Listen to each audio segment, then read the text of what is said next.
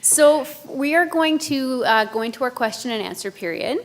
So for those of you online, we have events@amsa.org, or you can send your questions through Twitter at AMSA Events, #AMSA Events, or at AMSA BC.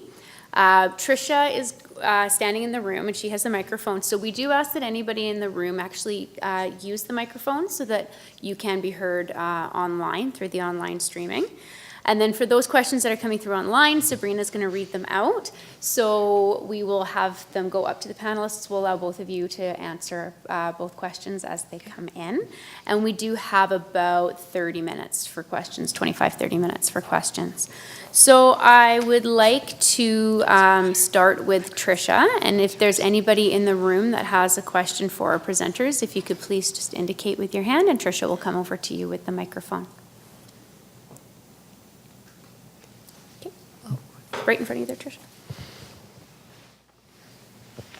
Thanks. Thank you very much, both of you, for that, for your presentation. It was really great and really timely for me. My name is Deb Bryant, and I'm the CEO for the Association of Neighbourhood Houses of BC. And we're just doing a couple of things right now. One is looking at some research that is coming out of the Neighbourhood Houses in Metro Vancouver project that really looks at diversity and the kind of complexion of our organizations as neighbourhood houses in general. And then NHBC is doing strategic planning, involved with strategic planning right now. And one of the really strong messages coming from our consultations is the importance of diversity and inclusion in our organization and ensuring that we're kind of reflecting that throughout the organization. Interesting, Jazz, you talking about from the top down, because maybe not surprisingly, the higher up in the organization we go, the less reflective we are of the diversity of our community. So really, really useful for me right now. And Jazz, I just wanted to talk to you. This is something that's been on, or ask you to think about for a minute. Something on my mind is we, in our organization, we have neighborhood houses who are very, very involved with diversity and inclusion in the LGBTQ community. I don't have all the letters lined up there, and especially looking at transgendered people or gender variant people and their need for safety and inclusion in our organization. And then we have other neighborhood houses who are really looking at people coming out of very traditional cultures who maybe have very specific ideas about gender and gender identity and roles and that sort of thing. And it's not, we haven't had any, I would say, failures yet of kind of accommodating that, but it's an area that it really kind of, I really wonder about how to authentically embrace that width of diversity. So I don't know if you have any thoughts about that. I'd be interested. I can tell you about my experience at Fraser Health. So we had, prior to me joining them, we had very little knowledge of some of the barriers they were facing in accessing our services. So we had people from, I think it was a PRISM program, come in and present to us about, what kinds of issues are they facing. Like even in the intake process, when we ask, are you male, female, right? Nobody ever thought of the fact that that might actually be excluding some people, right? And so, again, it's building that awareness, like reaching out to those communities. If we hadn't had speakers come in from that community and kind of address how it makes them feel when we ask those questions, our staff didn't know, right? And so, even though we have staff from that community, again, it's, not readily kind of talked about. We did ask them to identify that in our survey that we took, but I don't think we had anybody really kind of identify issues that they were facing, but those issues came up during some of these sessions that we had with staff. And so as a result of that, they've got a whatever the acronyms are, GBLT, whatever, they've got a committee that's looking at how we're going to be changing our programs and services to be culturally appropriate for that community. And again, I agree with you also that not all of our facilities are facing those issues, and so it makes it a challenge to kind of say, okay, well, we're going to do this here at Surrey, but we're not going to do it in Burnaby, because you want to be equitable across the region as well. Another issue that they brought up was in our long-term care facilities, we didn't have ones that were GBLT friendly. Right, and so as that community is aging, which they are, how do we change our services in the facilities to accommodate their needs? So it's about building those bridges with that community and asking them, what is it that we can do? Yeah. So if I understood your question correctly, what we did at KPU is to deal with some of the issues was we have gender-neutral washrooms, like that's where it mainly came up. And not for that community, but for the religious communities, the other issue was to have a prayer place. And so those were accommodated. But I understood your question differently. So I was chiming in on the way Jazz interpreted it, but I thought you meant how do you deal with both of them in your organization? Yeah, because they've got such varying philosophies, I'll call it that. So to me, it's like we deal with plurality in general. The more they interact with each other, the better they'll come to understand and hopefully be able to be together. I'm on the board of actually Surrey Youth Alliance, which is LGBTQT. Got the acronyms mixed up as usual. But anyways, so one of the things the youth say is they just want a place by themselves. They don't want to be with another youth group and have other gendered people, which, heterosexual people, which in one way was a shock to me when I did a focus group with them. But in another way, I totally understand because they don't want to be feeling some of the discrimination that they feel in everyday life. So they just want seclusion, basically.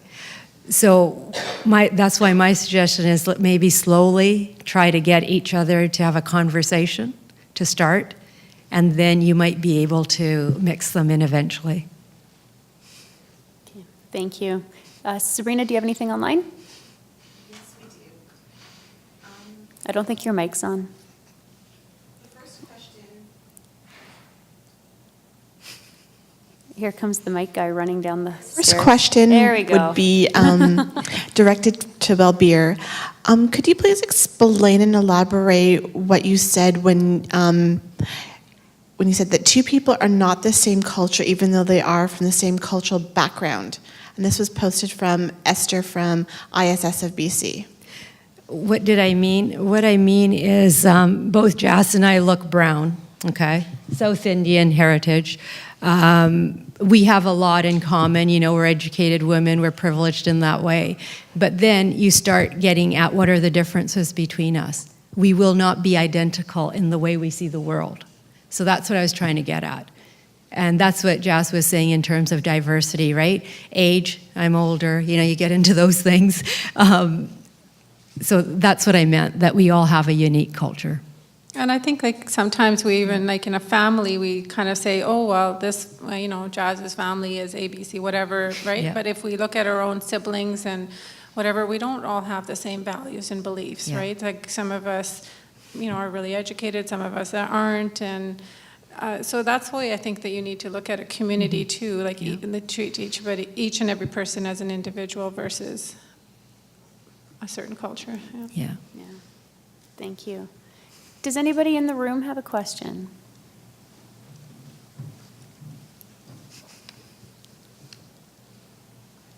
Okay. Tricia, you take the mic over, please. So, hi, my name's Fiona Stevenson. I'm with the YMCA. And in our programming and a lot of our service delivery, we work with a lot of volunteers. So a lot of, client approaches would be in group settings, especially with volunteer-led activities. So I was wondering if you can speak a little bit more to what you see as really some of the good and effective is not the right way. Especially with staff, there's certain things that you can mandate in terms of training and requirements and space in which to really self-reflect and practice cultural safety. But when you extend that to, say, for example, volunteers, I was wondering if you have any suggestions for ways to approach that and to offer spaces so that they are also able to access this in their own work that they're doing with our programs, with our clients. So you don't offer any training for your volunteers? We do training for volunteers. We do training and orientation and we're able to address like intercultural communication within that. But then it's in terms of, it becomes more difficult in terms of follow-up or additional training and support that basically that can support people. Because very often when people are set into a volunteer schedule, anything in and above that becomes difficult for them to access. It's interesting because at Fraser Health, the volunteers actually do go through a diversity training, and I get contracted with different organizations, like the Surrey Christmas Bureau. I just, a couple of weeks ago, I did a diversity training for them. I agree that it's harder to get the volunteers to come in, but if that's going to be a part of, like if they need to go through orientation to be a volunteer, but part of that orientation could be a diversity training too. And I would say go through basic communication training with those volunteers, which would help them figure out how to ask questions, how to create that relationship with their clients, so that the clients will be the people who tell them about how to be. And if they have that trust with the client, then the clients are going to say, no, don't say it that way. This is how it's impacting me. Because that's what my whole thing was about. What is your own belief system? So if you can have an exercise where the volunteers will try to peel through layers of what is it that I believe, and then how does it impact how I communicate with somebody? What are the assumptions I make? I mean, we both made a lot of assumptions in the language we used and at the level we spoke at about all of you. And volunteers will do the same. But it's just trying to figure out what is that. And as much as I spoke against statistics to make a point, if you look at some of the general things, and again, be cautious that they are generalizations. So volunteers can read on that, but my caution is always, well, don't apply it to the person sitting in front of you. Just sort of have it at the back of your head and perception check with them what's most important to them. Great, thank you. Sabrina, do you have any online? Yes, this question came from Lisa from the Langley School District. And Lisa was wondering what tools or resources are there to help people identify their own cultural biases?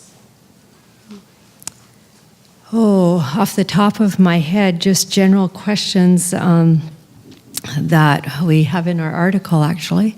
But in terms of tools for values clarification, there are a few. I just don't know the names. Jess, you might remember some of the names off the top of your head, where you do the internal exercises of what's my belief system. Yeah, the training that I do it's experiential learning, and so it's actually experiencing our biases or stereotypes. So I don't know if I have like an online calculator type of like where you can just go through something. I think somebody back there was saying there was a good book that she's read. I just thought of one of the tools. I haven't used it for a while. It's called The Privilege in My Knapsack by Peggy McIntosh. They can find that one online. And that sort of takes you through as what are my privileges. That's just one of the tools, but there are a few of them. But the basic questions are always to figure out, one is how am I privileged? Two, what are my family values? Like, what do I think? It's some of the questions I had in the PowerPoint. Oh, they have the PowerPoint, or will have the PowerPoint. Mm-hmm. Yeah, yep. And so they can look at it as just try addressing those one at a time, and that could be used as a tool. Then you don't have to pay for anything. The questions are there. I think as well, through our experience at AMSA in the diversity and inclusion training that we provide, oftentimes when you can bring somebody in and do some of that training and walk through the process and really have that opportunity to flush it out a little bit with colleagues, with a trained facilitator, it definitely is a great way to dig a little deeper, to find out where your own biases are, and look at it in terms of your organizational structure or your own personal structure. And I will put in a little plug that AMSA does do diversity and inclusion training through our Safe Harbor program. Belvier is one of our facilitators. And so there is an excellent opportunity there to get that kind of training. So Yeah, and there are other exercises I do in a whole cultural safety workshop where we would get together in a circle and I ask certain questions and then people get to, think of answers for themselves, and that way we can figure out what some of the values are as well. Yeah. I believe I saw a question in the room down here. Yeah, Tricia will just be right with you with the mic. It's more of a comment. My name is Supriya. I'm the community navigator for the Tri-Cities Early Years Center. We just finished 8-week training, volunteer training program, Parent Connectors. Although I was not the facilitator, I was present in most of the sessions. And we had different presenters come in. We talked about diversity because our centers, we get families from different cultural background, different socioeconomic levels. But I found that most of the research during about child development, etc., are still done in based on Western developed nations. And one example that I'm going to give is that we are talking about child feeding. And in our centers, there are families who bring their children. These are from ancient cultures, and grandparents like to feed the children. And now they were told, the volunteers were told that to encourage self-feeding, things like that. I find it kind of confusing. I don't find I don't have any concrete data to believe that if a grandparent feeds a child, it will result in something else. Still, there is no concrete research. So what are your thoughts about that? How can we then nurture diversity, or if we still have this kind of research? This is our research base. What are your thoughts? So let's see if I understand this correctly. You've got grandparents and their grandchildren in the room? I'm just giving you one example, yes. Okay, so, Family drop-ins. right. Parents, grandparents, and child care providers being there, giving the children, please. Hello? Just keep going. It's okay. Keep going. So these are family resource centers. Right. We encourage parents, grandparents, child care providers to bring their Children. who are preschool age. Mm-hmm. So we are training the volunteers. One of our plan is to train volunteers. We are calling them parent connectors. So it is nothing to do directly with the training, but we had this 8-session training. We had different presenters come in and speak. Okay, so you have different presenters coming. I'm just trying to understand the situation. Actually, that mic doesn't help us because it echoes and we can't it's an hear what echoey you're mic. saying. That's why I keep repeating it for the rest of you. Your back there. question's around research, wasn't it? Her question is that there's no research, current research available on child development. Referring to any research, these Okay. Basically, So there's a job for you. Okay, so there is some research on child brain development, if that's what you're asking me. I mean, I can't think of the studies off the top of my head. Before we used to say, you guys will remember some of the old research, we said, oh, your personalities are developed by age 3, right? That used to be a lot of our research, and a lot of where our thinking comes from is the younger the children we work with, the better it is. But in some of the later brain research, what they're saying is we are constantly developing.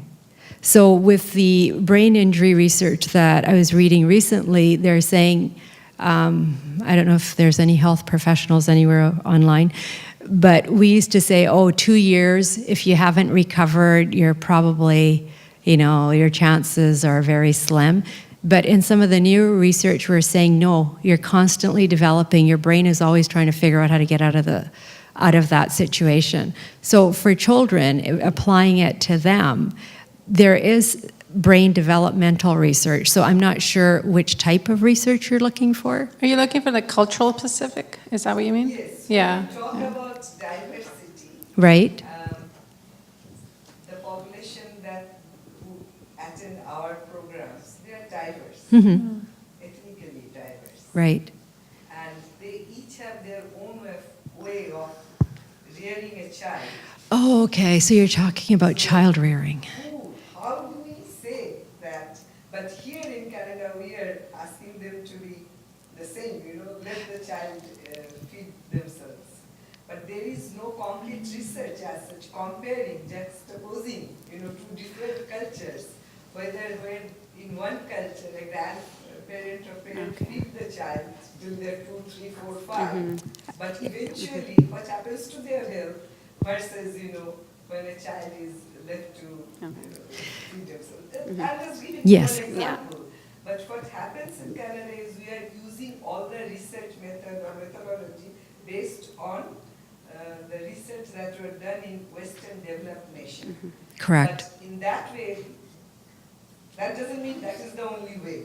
So how do you handle that? What are you Okay. That So, really doesn't support diversity. right. And I came across some of that when I used to be involved in the parent advisory councils, because the principal came to me one time and said, this child is 9 years old, but every lunch hour, the grandmother comes with food and feeds her during lunch. This is not okay. And I said, okay, so how are we going to approach this?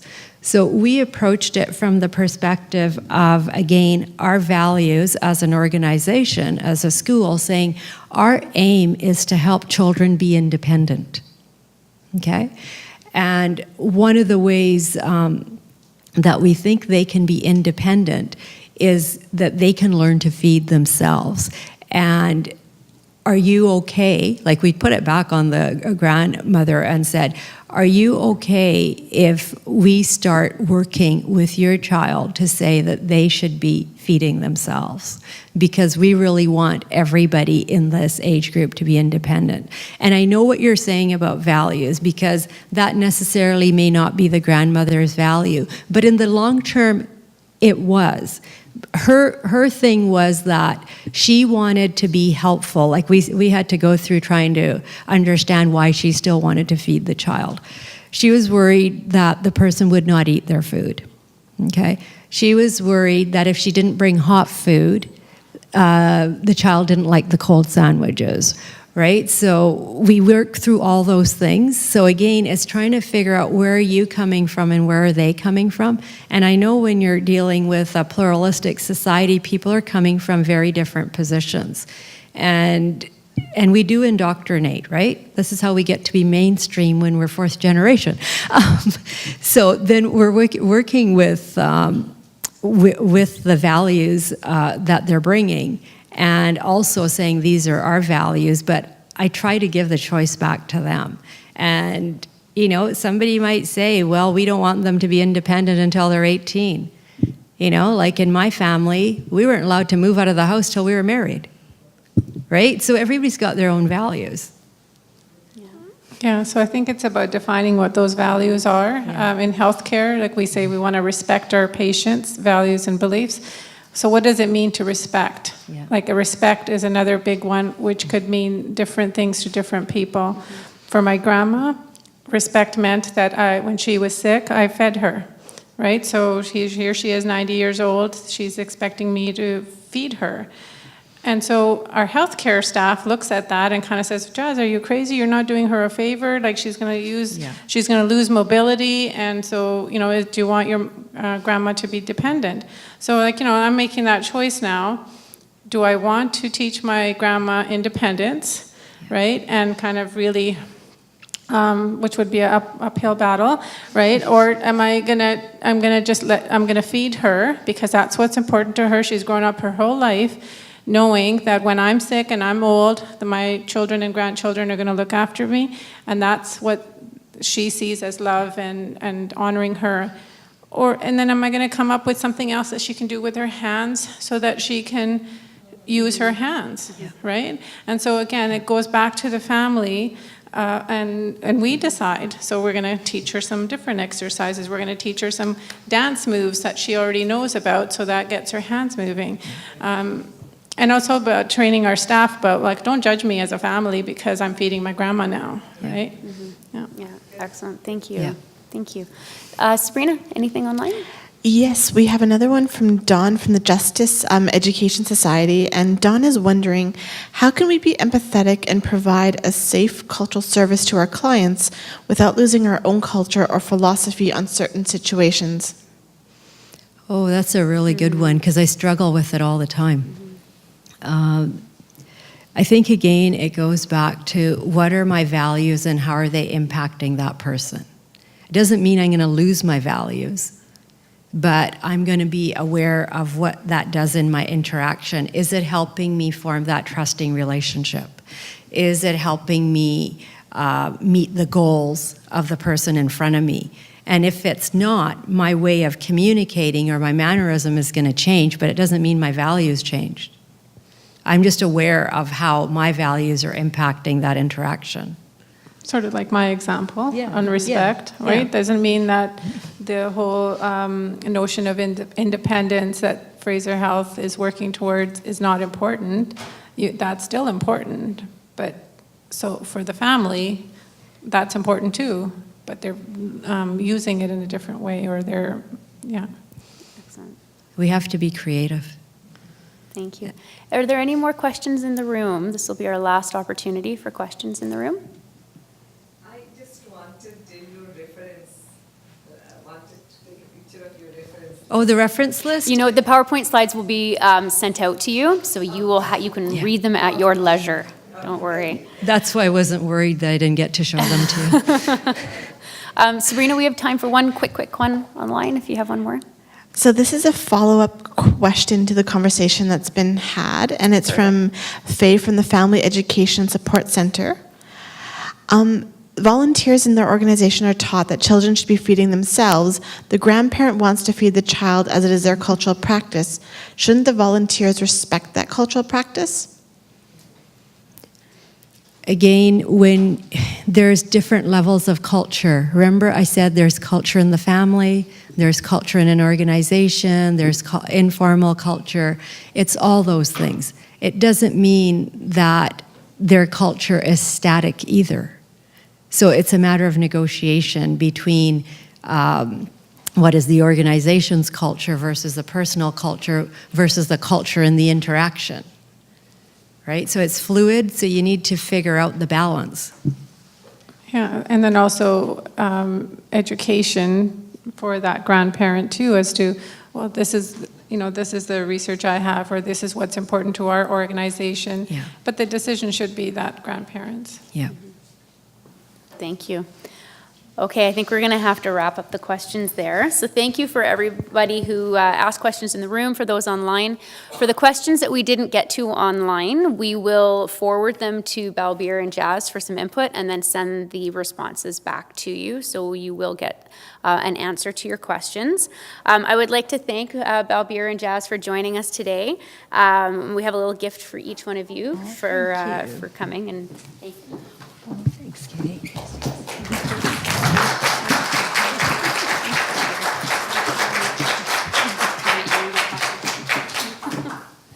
Before we wrap up, I'd like to acknowledge again that we were funded by IRCC to provide today's event, so thank you so much for them for funding this. Thank you for those of you who came today to spend the morning with us, and to those of you online who joined us, thank you, and hello and goodbye to each of you. I'd also like to thank the audiovisual team at XE Broadcasting for their great work today in bringing this event to you online.